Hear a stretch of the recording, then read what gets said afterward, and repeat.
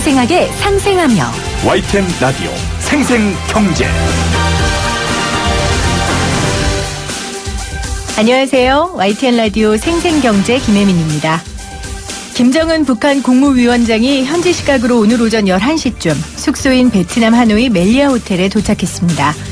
김 위원장은 내일 저녁 도널드 트럼프 대통령과의 만찬을 시작으로 1박 2일 동안의 2차 북미 정상회담 공식 일정을 시작하는데요. 김 위원장은 베트남의 첫 완성차 제조업체인 빈페스트가 있는 하이퐁 산업단지와 유명 관광지 하롱베이에도 방문할 것으로 보입니다. 문재인 대통령은 2차 북미 정상회담을 계기로 남북이 자유롭게 왕래하고 투자하고 경제 협력할 수 있는 단계로 나아가야 한다고 밝혔습니다. YTN 라디오는 2차 북미 정상회담에 대한 발빠른 소식과 분석을 오늘부터 회담이 마치는 날까지 계속해서 보내드릴 텐데요. YTN 라디오 생생경제에서도 오늘 특별 대담으로 함께합니다. 2019년 2월 26일 YTN 라디오 생생경제 지금 시작합니다.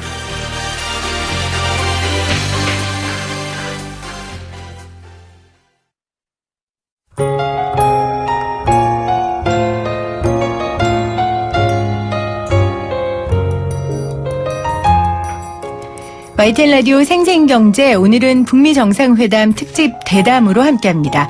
내일부터 열릴 북미 정상회담 김정은 위원장 드디어 그 오랜 시간의 기찻길을 여행길을 끝내고 오늘 베트남에 입성을 했습니다. 북미 정상회담에서 어떤 이야기들이 나올지 또 베트남에서 김정은 위원장이 어느 곳을 가게 될지 궁금한 것 투성입니다. 우리의 궁금증을 풀어주실 두 분 전문가 모셨습니다. 대외경제정책연구원 세계지역연구센터 신남방경제실 개발협력대 아우 길어라 권일 박사님 나오셨어요. 네, 안녕하세요. 네. 왜 이렇게 길어요 박사님이 이름부터 정리해 주세요. 네. 그리고 또 한 분 나오셨어요. 미리 보는 한반도 경제의 새로운 빅피처 2025 한반도 신경제지도 이 책 이름도 기네요. 저자이시자 신한금융투자 기업분석부의 소현철 이사 나오셨어요. 안녕하세요. 예, 안녕하십니까? 네. 두 분은 이미 생생경제를 통해서 베트남 이야기도 해주셨고 북한 이야기도 해주셨습니다. 두 분이 너무 말씀을 잘 해주셔서 저희가 모셨는데요. 두 분 서로 인사 나누시죠. 네, 안녕하십니까? 박사님. 오늘 또 특별한 분들이 오셨어요. 스튜디오 밖에요. 그 대한민국 청소년 기자단 4명이 와 있습니다. 오늘 특별 방청객도 있습니다. 두 분의 어깨가 무겁습니다. 네. 근데 두 분 좀 불안한 게 너무 단답형이어가지고 제가 오늘 인터뷰 제가 물어보는 질문에는 대답하실 거죠? 네. 예, 물론입니다. 안 되겠어요. 이 두 분은 수다에 능하시지 않는 분들이네요. 바로 전문 영역으로 넘어가기로 하겠습니다. 베트남에서 이 북미 정상회담을 하기로 결정이 됐을 때 두 분도 굉장히 심장이 두근두근 하시지 않았을까 싶습니다. 특히 우리 권율 박사께서는 신남방경제 연구자시니까 특히 더 그러셨을 것 같았는데 어떠셨어요?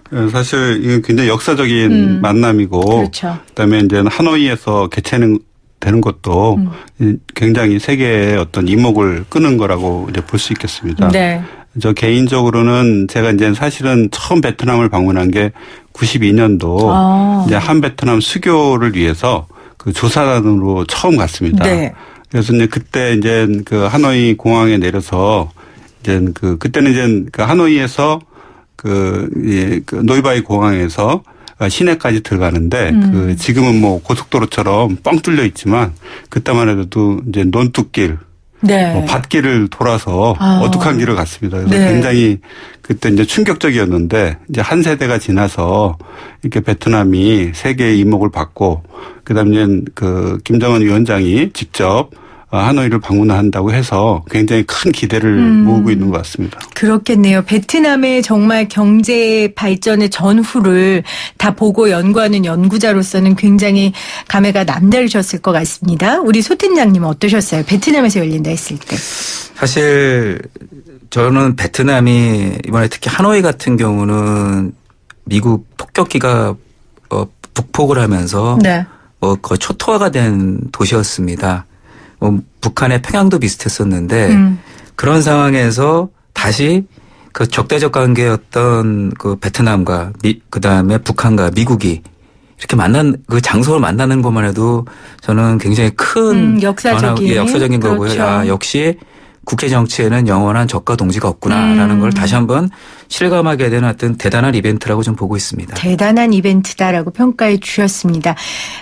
오늘의 하루 전입니다. 물론 김정은 위원장이 지금 베트남에 들어갔기 때문에 분위기는 지금부터 고조되고 있는데요. 청취자분들 오늘 방송 들으시면서 샵 0945 우물정 0945로 북미 정상회담에 대한 여러분들의 바람, 기대 함께 나눠주시면 저희도 이 정상회담이 잘 되기를 바라는 마음으로 선물을 오늘은 조금 더 많이 풀도록 하겠습니다. 여러분들의 문자 기다리면서 오늘 대담 이어갈게요.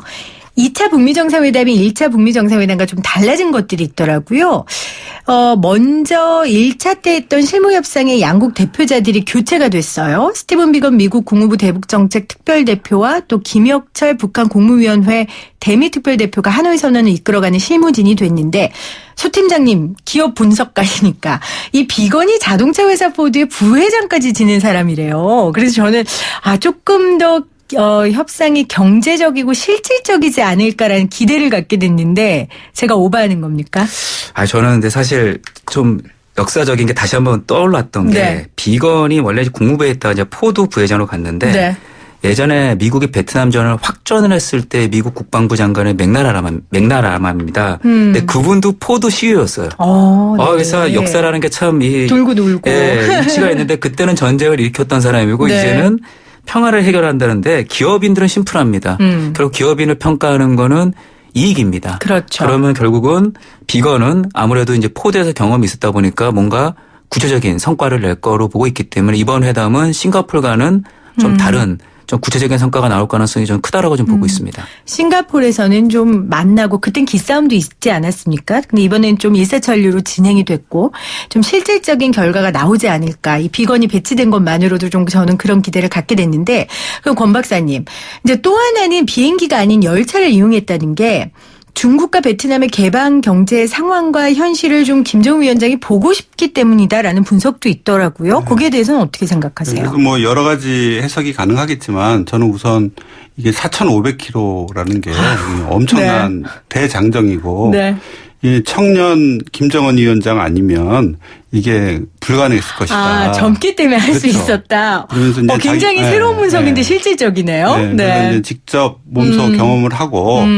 그다음에 이제 세계적으로 이제 많은 이제 논의가 있는데 이런 부분들을 좀 불식을 시키면서 좀 더 이미지를 쇄신하고 그러니까 이제는 굉장히 이제는 새롭게 이제 도전을 한번 해보는 과정이 아니었나 그렇게 보여집니다. 근데 직접적으로는 이제 중국의 어떤 실제 어떤 개발된 모습들을 쭉 둘러볼 수 있고 그다음에 이제 베트남도 거기 이제는 그 국경을 통과를 하면서 실제로 이제는 어떻게 베트남과 중국이 다른지 이걸 이제 눈으로 확인할 수 있는 것이니까 이제 그런 부분들을 좀 학습 경험해서 도전 정신이 결합된 이런 이벤트가 아니었나 그렇게 보여집니다. 그래서 이제는 지금 현재 그 엄청난 거리를 달려오면서 또 북한 입장에서는 자기 그 지도자가 이렇게 엄청난 노력을 기울이고 있다는 것을 실제로 보이는 대내외적인 효과가 있네요. 대내외적인 효과가 굉장히 컸다 이렇게 이제 보여집니다. 그래서 뭐 예상된 대로 세계의 많은 그 관심과 주목을 끄는데 성공을 했고 그런 어떤 이 이벤트일지라도 이런 어떤 노력들이 조금 역사적 만남을 통해서 좋은 결과가 나오기를 모두 기대하는 것 같습니다. 그렇죠. 그렇습니다. 생생경제에서는 이 철저하게 북한 경제 가능성, 남북 경협의 방향성 등 이런 경제적 측면에서 이번 2차 북미 정상회담을 좀 진단해 볼 텐데요. 그러려면 현재 북한 경제의 심각성에 대한 객관적 평가라고 할까요? 이런 게 좀 있어야 될 것 같아요. 우리 북한 전공을 하고 있는 소 팀장님. 현재 북한의 상황, 경제적 상황. 사실은 많은 분들이 북한이 먹고 살기도 어렵고 그런 생각이 많이 있습니다. 1995년 대기근 이후에 북한 경제가 안 좋았었는데 그런 생각을 가지신 분이 많은데 사실 북한은 그렇지 않습니다. 지금 김정은 위원장이 되면서 우리식 경제 방법을 도입을 하면서 시장화가 많이 되어 있습니다.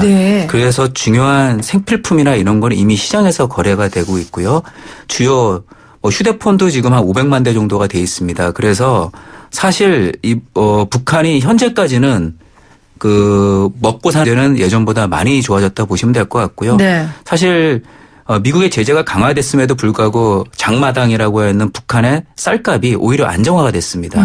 그래서 이런 부분으로 보면은 북한 경제가 과거보다는 많이 이제 시장화가 되면서 좋아졌는데 가장 지금 북한이 어려워질 수 있는 건 올해 연말에 대북 제재, 즉 그 해외에 파견돼 있는 노동자들이 이제는 유엔 제재상 다 들어와야 됩니다. 네네. 이럴 경우에 내년부터는 지금은 경제가 그럭저럭 버틸만 하지만 내년부터는 어려질 수 있기 때문에 저는 이런 부분에 타개하는 위해서라도 김정은 위원장이 이번에 트럼프 대통령을 만난 이유 중에 경제적 이유 중에 하나라고 보고 있습니다. 그러니까 내년부터는 외국에서 일했던 노동자들이 북한으로 이제 다 들어와야 됩니다. 다 들어와야 하니까 굉장히 절박했겠네요. 그리고 두 번째는 뭐냐면은 대북 제재가 계속되면서 중국 경제에 대한 북한의 의존도가 90%가 넘습니다. 심각하네요. 그러니까 제가 이 부분을 제가 만약에 지도자라면 네. 핵을 가지고 안보를 확보했었는지 모르겠지만은 경제는 특정 국가한테 의존한다는 건 굉장히 경제 안보는 리스크가 있는 거죠. 그럼요. 그래서 이런 부분을 좀 다변화시키는 부분도 중요하기 때문에 이번에 그 정상회담이 상당히 중요하다라고 보고 있습니다. 네.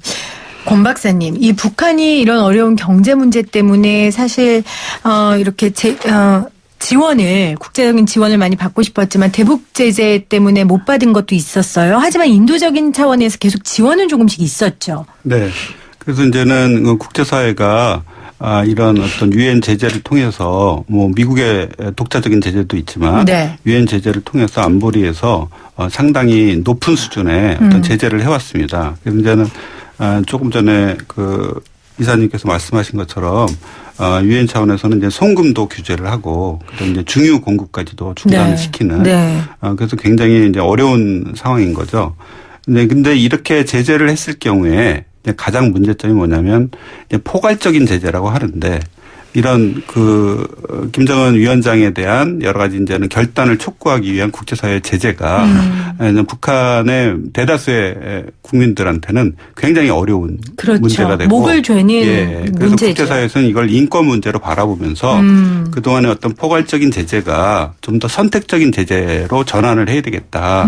그런 논란이 많이 있었습니다. 네. 그리고 이제는 중국이나 러시아가 1차적으로는 안보리에서 같이 보조를 맞추고 있지만 이것이 이제 인권 문제나 여러 가지 이제는 어려움을 더 가혹하게 했을 경우에 국제사회에서 굉장히 받아들이기 어려운 부분이 있다는 거죠. 그래서 이제 주목되는 것이 지난 6월 달에 유엔에서 인도주의에 입각한 지원은 이런 제재에서 면제를 하자. 이런 조치가 취해졌습니다.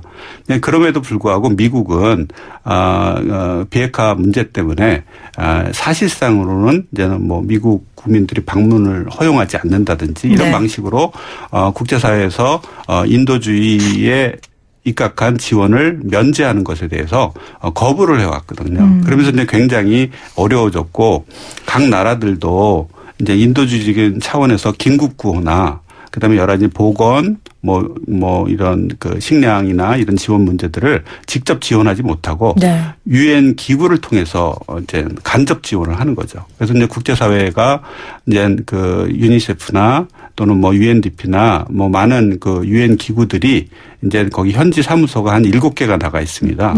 거기를 통해 가지고 간접적으로 지원하는 방식을 해왔고 그 금액이 한 4~5천만 달러밖에 안 되는 수준입니다. 그래서 이제는 사실상 뭐 최소한 필요한 내용들 외에는 실질적인 지원이 어려웠는데 요번 이제 비건 대표가 이제 북한을 방문하면서 북한에 대한 유화 제스처로 이제 미국인들의 대북 방문을 허용을 하고 그러니까 국제 NGO로 이제 활동도 하고 그다음에 이제는 유엔 기구들이 실질적으로 지원을 가능하도록 허용 조치를 했습니다. 결국은 미국의 핵심이네요. 그렇죠. 미국하고 이 문제가 해결이 돼야 아까 우리 이사님이 말씀하신 경제 발전도 할 수 있는 거고 그리고 인주적인 차원의 지원도 받을 수 있는 거고요.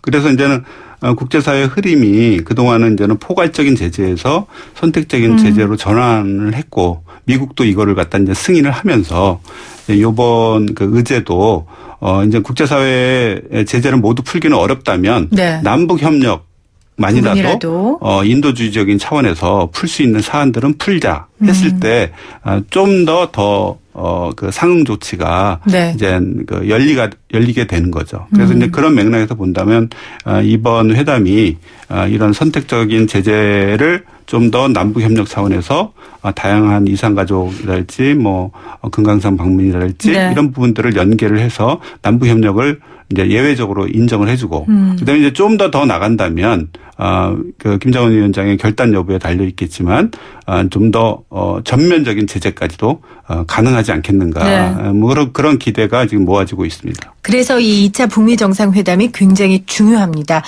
관련된 내용 저희가 계속 이어서 이야기 나눌 텐데요. 김정은 위원장 입장에서도 이 체제 유지를 위해서라도 이 경제 발전을 이뤄야 할 거고요. 그러려면은 이제 방식에 대한 고민이 있을 것 같습니다. 그래서 지금 우리가 베트남에서 하는 거에 대한 의미에 대해서도 이야기를 나눴었는데요. 김정은식 경제 정책의 변화, 이 행보를 좀 어떻게 예측하세요? 예, 일단은 그 베를린 장벽이 무너진 다음에 동유럽 사회주의 국가는 다 체제 전환이 됐습니다. 그래서 이제 공산당 일대는 지배 체제가 없어졌는데 아시아의 두 국가, 중국과 베트남은 공산당 일당 지배 체제가 유지가 되면서 네. 경제를 중앙집권식 계획 경제에서 시장 경제로 바꿨습니다.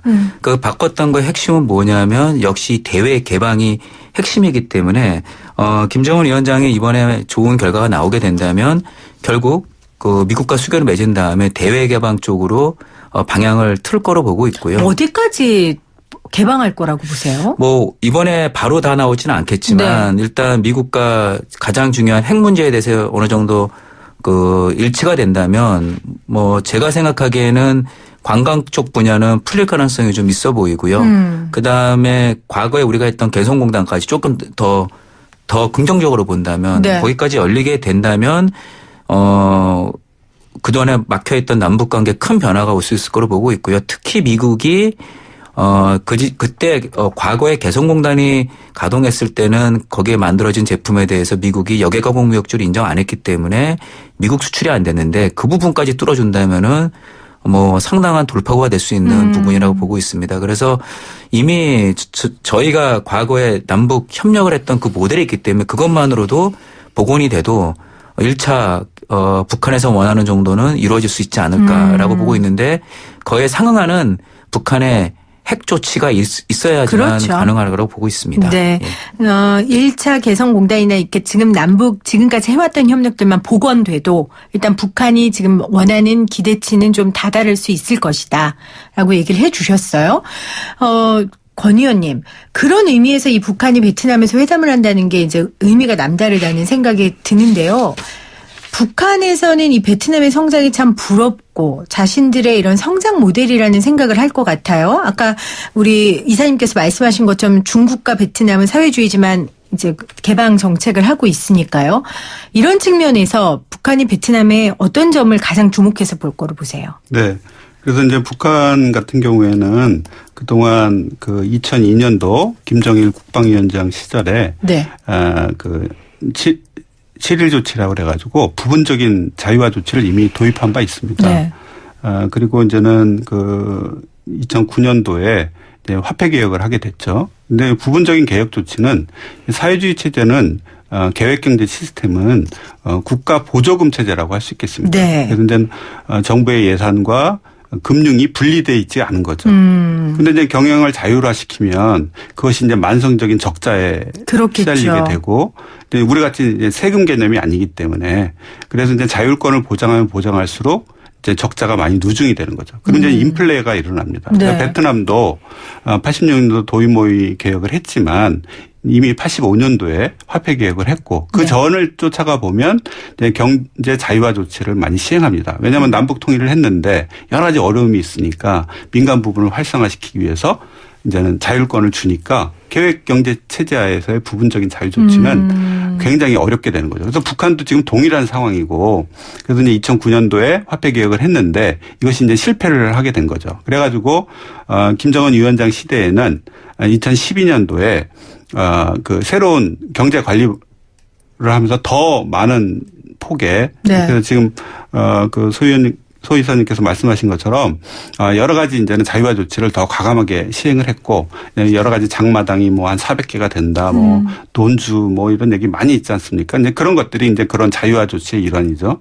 그래서 이제 이런 부분적인 자유화 조치가 그러나 대부분 실패에 따를 수밖에 없습니다. 그래서 결국은 시장 경제를 확대시키는 것이 중국이든 베트남이든 중요한 거죠. 그래서 이제 베트남은 92년도에 네. 헌법을 개정을 합니다. 그래서 헌법을 개정해서 이제 거기에 다부문 경제 체제, 국영 기업을 주도로 하지만 외자 기업이나 민간 기업까지도 같이 할 수 있는 시장 경제 요소를 확대하겠다. 그래가지고 2013년도 지금 곧 이제 주석 회담이 있을 텐데 베트남 주석인 응엔 푸종 주석이 지금 그걸 입안한 분이십니다. 네. 그래서 이제는 이런 사회주의 시장 경제, 그래서 결국은 한마디로 사회주의, 정치는 사회주의를 하지만 경제적으로는 시장 경제를 확대하겠다.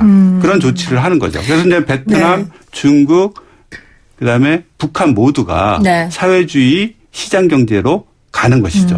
그러니까 계획 경제 아래에서 시장 경제를 하는 건 의미가 없고 경쟁력이 그렇죠. 없다는 게 이미 네. 베트남과 중국 사례에 네. 있으니 네. 결국 판을 바꿔야 되네요. 맞습니다. 근데 뭐 지금 공산주의 국가에서 완전히 자본주의 국가로 탈바꿈할 수는 없고 시장 경제를 확대하는 것. 그렇죠. 그런 부분이 이제 중요하다라고 네. 말씀을 하셨어요.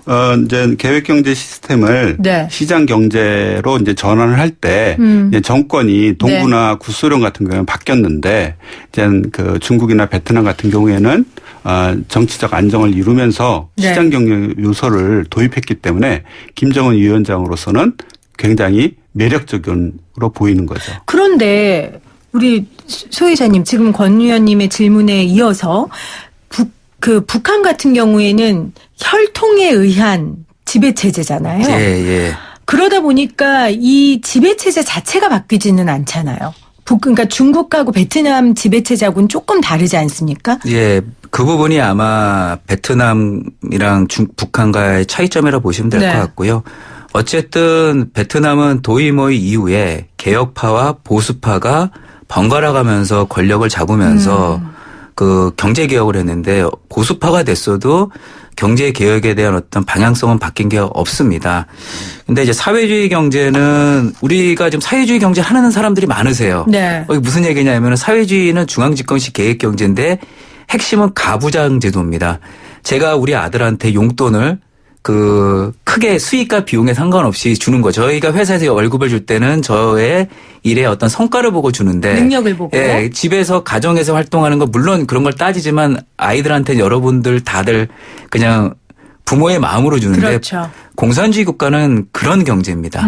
그러다 보니까 그 국가가 직장도 정해주고 그다음에 물건을 만드는데 수익과 비용의 개념이 없는 겁니다. 네. 그러다 보니까 비효율성이 높아지면서 그렇겠죠. 경제가 안 좋아진 게 모든 사회주의 경제의 특징이었습니다. 그래서 권 박사님께서 말씀하신 대로 그런 어떤 부분적 개혁과 그래서 뭐 수익과 비용을 근본적으로 바꾸지 않은 상태에서 약간의 보조금 제도만 조절해서는 안 되기 때문에 결국 이번에 북한이 지금 하고 있는 건 뭐냐면 전면적으로 그 수익과 비용 예전에는 제가 적자를 내도 잘리지가 않았습니다. 네. 이제는 이익을 내면 인센티브를 받고 적자를 내게 되면 그에 상응하는 조치를 받는 듯이 철저하게 이제 수익과 비용 개념으로 북한 구조를 바꾸는 그 제도화 과정을 이번에 하는 게 되게 중요하고요.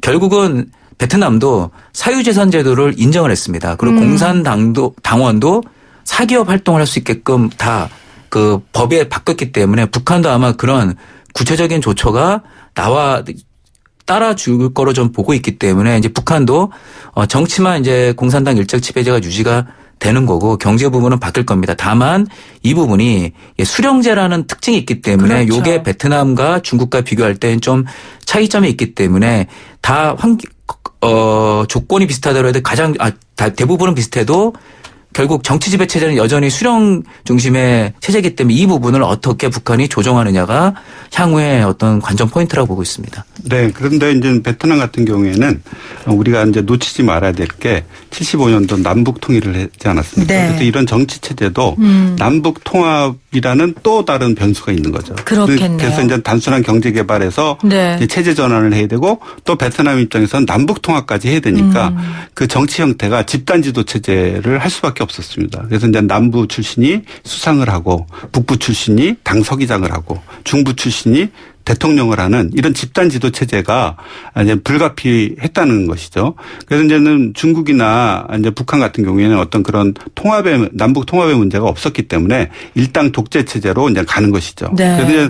그래서 지금 북한의 정치적 상황이 굉장히 특수하지만 지금 현재의 가장 핵심은 당이 주도하는 사회적 통제력이 안정적으로 유지되는 것이 이제 아시아 사회주의 국가들의 모델이었고, 이제 동구나 러시아 같은 경우에는 정치 개혁부터 이루어졌기 때문에 이제는 뭐 공산당이 해체된다든지, 그다음에 이제 여러 가지 봉기가 일어나기까지 했는 거죠. 그래서 이제 루마니아 같은 경우에는 뭐 완전 처형까지 하는 그런 어떤 급변 사태가 일어났는데, 네. 아시아에 있어서는 그것이 당의 주도력을 확보한 정치적 안정성 하에서 시장 경제 요소를 받아들이자. 그래서 이제는 그 부분들이 이제 사회주의 시장 경제다. 네. 그래서 그런 부분들은 김정은 위원장한테 굉장히 매력적인 것이다. 그렇죠. 이렇게 보이겠습니다. 그러니까 중국이나 베트남 모두 위로부터의 개혁이 이루어졌었던 거잖아요. 그런 부분이 아마 김정은 위원장에게 굉장히 매력적일 거라고 저도 생각을 합니다.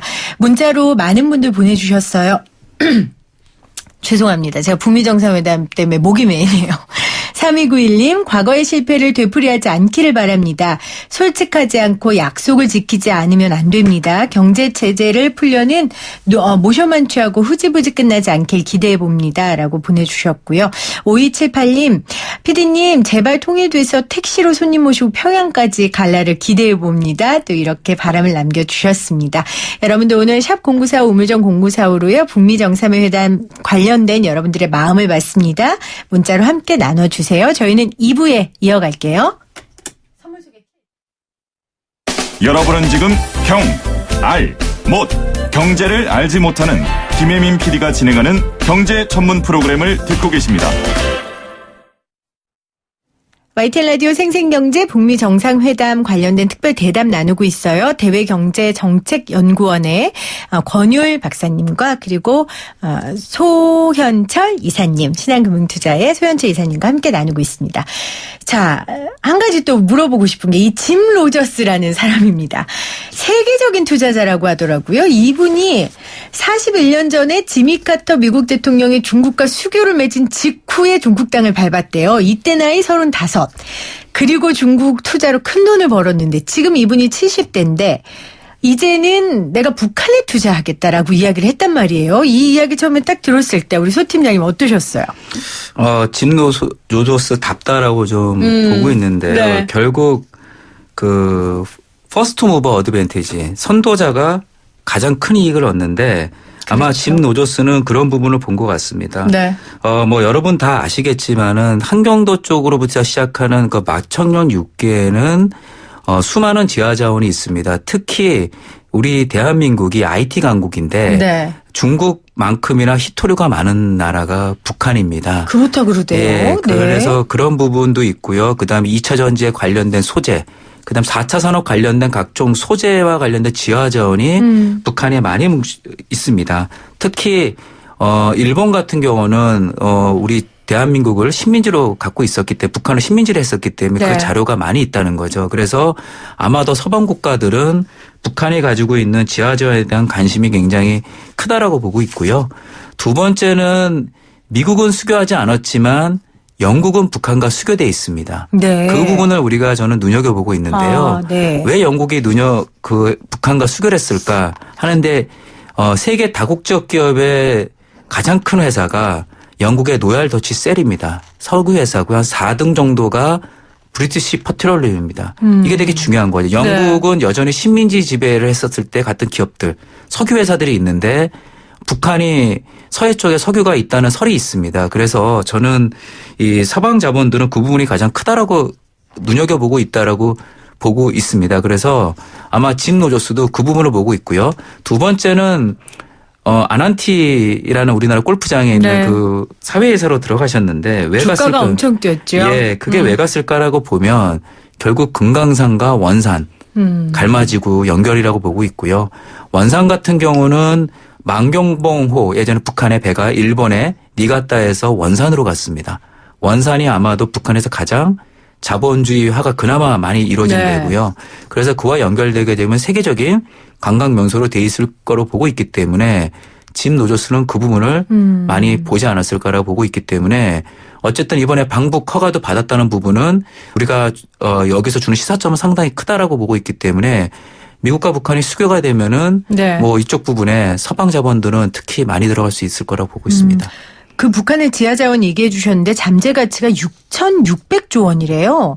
그러니까 삼성전자 시가총액이 14배에서 24배에 이르는 잠재 가치를 갖고 있다고 하는데 자, 권 박사님. 지금 우리 이사님께서 자원 이야기 해 주셨고 관광 이야기 해 주셨는데 이런 것들을 결국은 하려면 인프라가 깔려야 되는데 북한은 없단 말이에요. 그럼 이제 어떤 자본이 들어가서 이 인프라를 개발하느냐 이것도 굉장히 핵심인 것 같아요. 여러 가지 방법이 있을 것 같은데 우리 박사님 생각하실 가장 현실적인 방법은 어떤 겁니까? 네, 그래서 이제는 그 북한의 사정들이 굉장히 지금 열악합니다. 네. 이제는 이제 지하자원이나 관광자원 이런 잠재적 가치는 굉장히 높은데 과연 그게 실제적 가치는 얼마나 될 것인가에 대한 논란이 많은 것이죠. 네. 그래서 이제는 이러한 부분들이 대부분 지역 개발과 연동이 돼 있고 김정은 위원장도 이미 경제 개발구라고 그래서 각 지역별로 지금 주요한 업종과 연계를 해서 관광 뭐 여러 가지 이런 광산 이런 개발을 했지만 실제로 이제 자본이 들어오지 않는다는 것이죠. 그래서 이제 그러기 위해서는 국제적으로는 IMF의 지원을 받는 방안이 굉장히 중요합니다. 베트남은 받았죠. 네. 중국은 안 받았죠. 받았습니다. 그런데 우리 IMF는 너무 잘 알다시피 그 IMF가 그냥 지원을 하는 게 아니라 그렇죠. 컨디셔널리티가 있습니다. 그래서 이제 경제 주권을 뺏긴다고 볼 수 있는 것이죠. 그래서 이제 그 지원 조건을 수용할 만큼 북한이 실용주의 노선을 걸을 것인가가 굉장히 관건이라고 보여집니다. IMF 지원. 네, 그래서 IMF 지원을 이제 받으면 재정 금융 개혁을 하고 이에 따라서 이제 투명성이 높아지거든요. 그리고 객관적인 데이터가 나오니까 그렇죠. 이제 그때 이제 민간 기업들이 진출할 수 있는 것이고 그다음에 주요 선진국들도 이제 이런 여러 가지 투자를 할 수가 있는 것이죠. 팀장님은 네. 네. 그래서 이제 맨 먼저 하는 것이 이제 ODA인데요. 네. IMF 지원을 이제 수용을 하면 월드뱅크가 도너 컨퍼런스 원조 공여국 회의를 개최합니다. 베트남도 이제 93년도에 이걸 개최를 했거든요.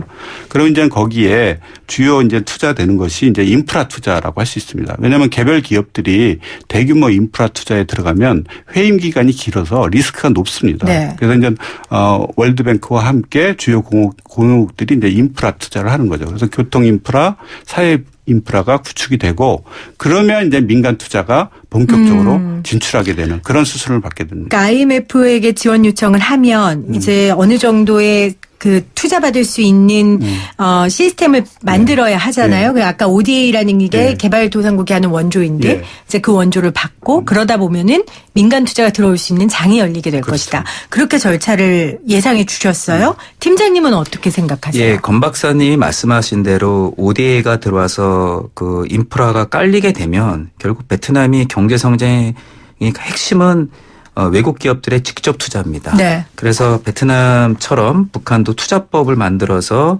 외국 기업들에 대한 어떤 재산권을 보장해 준다면 외국 기업들은 충분히 북한의 인건비와 양질의 노동자를 활용할 수가 있습니다. 지금 베트남도 경제가 좋아지면서 인건비가 많이 올랐습니다. 네. 그래서 10년 전만 해도 개성공단과 베트남의 어떤 인건비가 비슷했는데 지금은 오히려 북한이 아마 가장 저렴하면서 양질의 노동자가 많기 때문에 이 부분에 네. 저희가 메리트이 크다라고 보고 있고요. 두 번째는 아까도 말씀드렸다시피 지금 우리나라 같은 경우는 인건비가 많이 올라갔기 때문에 IT 세트라 자동차 어떤 조립 산업 같은 경우는 경쟁력이 그리 높지 않습니다. 북한과 저희가 교류하게 되면은 그런 어떤 노동집약적인 어떤 조립이라든지 그런 부분은 우리가 북한에 공장을 짓게 되면 거기에 충분히 경쟁력을 확보할 수 있다라고 보고 있고요. 베트남에도 삼성전자나 LG전자만 들어간 게 아니라 일본의 캐논이라든지 네. 미국의 반도체 회사도 다 들어갔습니다. 그렇게 되면은 북한 경제도 노동제약적뿐만 아니라 기술집약적인 국가로도 발전할 수 있다라고 보고 있기 때문에 저는 개인적으로는 베트남보다 북한이 그런 기술 경쟁력이 더 높다라고 보고 있습니다. 저번 방송에서 말씀드렸지만은 소니의 인터뷰를 해킹할 정도로 북한의 IT 소프트웨어 실력은 상당히 높고요. 제가 보기에는 북한을 봤을 때 인도랑 비슷한 느낌을 많이 받습니다. 네, 인도에 IT, 많은 소프트웨어 인력도 있고 북한도 그렇게 있고요. 그다음에 북한이 현재 진달래 폰이라든지 자기 스마트폰도 직접 만들고 있습니다. 이런 부분에 시너지 효과가 충분히 있기 때문에 지금 회담이 잘 진전돼서 네. 오게 되면은 저희가 할 수 있는 비즈니스 건이 많이 있다고 보고 있습니다. 네. 오늘 YTN 라디오 생생경제에서 북미 정상회담 관련된 특별 대담 지금 말씀 나누고 있는데요. 이제는 다시 현실로 돌아와서 김정은 위원장이 베트남에서 어떤 행보를 보일까에 대한 이야기를 좀 나눠보겠습니다. 지금 김 위원장이 베트남의 첫 완성차 제조업체인 빈페스트가 있는 하이퐁 산업단지와 유명 관광지 하롱베이에 방문할 것으로 보인다고 하셨는데 우리 권 박사님 좀 이 지역이 어떤 의미를 갖고 있는지 좀 짧게 설명을 해 주실 수 있을까요? 하이퐁 산업단지와 하롱베이. 네. 그래서 지금 그 하노이가 이제 서울이라면 네. 하이퐁은 인천이라고 보시면 됩니다. 네네. 거리상으로는 한 100km에서 한 120km 정도 되고요. 그래서 이제는 이 지역에 이제는 그 물류 비용이나 이런 걸 감안을 해서 하노이에도 많이 진출해 있지만 하이퐁에도 많이 우리 전자업체들이 많이 나가 있습니다. 네. 그래서 이제 하이퐁에 이제 상당한 그 공업단지나 이런 것들을 보면은 향후 이런 그 연해, 그러니까 그 바닷가를 끼고 어떻게 이제 개발을 할 수 있는지도 이제 볼 수가 있어서 하이퐁을 이제 방문을 할 것 같고요. 그다음에 이제 그 하롱베이는 거기서 또 이제 하롱베이는 옛날 같으면 거기를 가는데 하루가 걸렸습니다. 네. 왜냐하면 이제 이게 델타기 때문에 그 강 하구를 끼고선 도강을 해야 되거든요. 그래서 이제 바지선에 자동차를 실어가야 되는데 지금 거기 고속도로가 났습니다. 그래서 이제 그쪽에 그 지금 우리나라 그 관광객들이 연 한 200만 명 정도를 이제 하롱베이를 가고 있는 사정이고 그리고 이제 하노이에서 이제는 하롱베이까지도 이제 고속도로가 있습니다. 그래서 아까 제가 베트남의 수교 조사단으로 갔다고 그랬는데 바로 거기에 이제 18번 도로라고 그래가지고 월드뱅크하고 우리나라하고 거기 도로 사업을 한 바 있습니다. 네. 그래서 이제 거기가 이제 삼각형이고 북부 지역의 가장 핵심 지역이 하노이, 하이퐁, 하롱베이를 연결하는 그 삼각지대라고 할 수 있겠습니다. 그래서 이제 그게 이제 아이러니컬하게 옛날에는 거기에 이제는 지금 하롱베이가 다 그 계림처럼 석회석이거든요. 그래서 바다에 있는 계림이라 이렇게 보시면 되는데 육지에도 상당 부분 석회석이 많기 때문에 이제 노천 석회석을 채굴할 수 있는 거죠. 그래서 이제 저희가 수교를 할 때는 시멘트 산업을 육성하기 위해서 거기에 도로를 놓으러 갔는데 지금은 이제 그 세상이 바뀌어서 관광을 그렇네요. 위한 중요한 그게 네. 된 거죠. 그래서 네. 이번에 김정은 위원장이 하이퐁, 하롱베이 그다음에 이제 뭐 하노이 이렇게 세 지역을 다 둘러본다면 베트남의 주요한 인프라 현황이나 그다음에 이제 공업단지 그다음에 이제 관광단지까지도 다 이제 검토해 볼 수 있는 중요한 어떤 계기가 되지 않을까 이렇게 보입니다. 네. 이사님께서는 김정은 위원장한테 여기 한번 가봐라. 혹시 추천해 주실 만한 베트남의 뭐 명소, 뭐 산업기지 이런 거 있으세요? 제가 봤는데 박린성이겠죠. 삼성전자. 네, 삼성전자가 공장이. 가기 전만 해도 거기 완전히 농촌이었는데 거기가 베트남 GDP보다 3배 이상 높아면서 변화가 네. 됐었거든요. 그 변화의 원인은 결국은 그 기업들이라고 보고 있습니다. 결국 자본주의 시장 경제의 핵심은 개인과 기업의 사기업 활동의 자유로움이 혁신과 그다음에 경제 발전을 이루기 때문에 그렇죠. 그 부분을 눈여겨볼 거고 거기에는 뭐 삼성전자만 있는 게 아니라요. 뭐 일본의 IT 다국적 기업들이 많이 들어가 있기 때문에 그 부분에 느끼는 게 클 거라고 보고 있고 특히 기업들이 하나만 가는 게 아니라 여러 기업들이 수직 개발화되면서 많은 부품업체들이 같이 가고 있기 때문에 네. 그 변화된 모습을 목도할 수 있을 거로 좀 보고 있습니다. 네. 자, 마지막으로 두 분께서 하나씩 꼽아주시면 좋겠어요. 이번 북미 정상회담을 계기로 이거 하나만은 꼭 이뤘으면 좋겠다. 개인적인 바람들 한 개씩 꼽아주시고 오늘 대답 마무리하면 될 것 같습니다. 어떤 거 있으세요? 그래서 이제 베트남의 경제 발전을 보고 모두 놀라워하지만 간단히 말하면 두 마리 토끼를 잡았다. 두 마리 토끼를 잡았다. 그러니까 체제 전환과 경제 개발을 동시에 이룬 대표적인 나라죠. 근데 이제 중국은 미중 수교를 하고 지금 개방 40년인데 천천히 내자를 동원하고 화교 자본과 이렇게 해서 IMF 지원 없이 자체적으로 개혁 개방을 이룬 나라라고 할 수 있습니다. 그러나 이제는 북한이나 베트남 모두 소규모 경제이고 상황이 좀 급박하죠. 경제적 그래서 상황이. 스피드도 굉장히 높여야 된다는 맞습니다. 거죠. 근데 그 핵심은 미국과의 관계 정상화이고 이 관계 정상화를 위한 로드맵을 만들어야 됩니다. 그래서 이제 베트남 같은 경우에도 91년도에 86년도에 도이모이 노선을 채택했음에도 불구하고 아무런 성과도 없이 91년에 달아서야 이제 미국과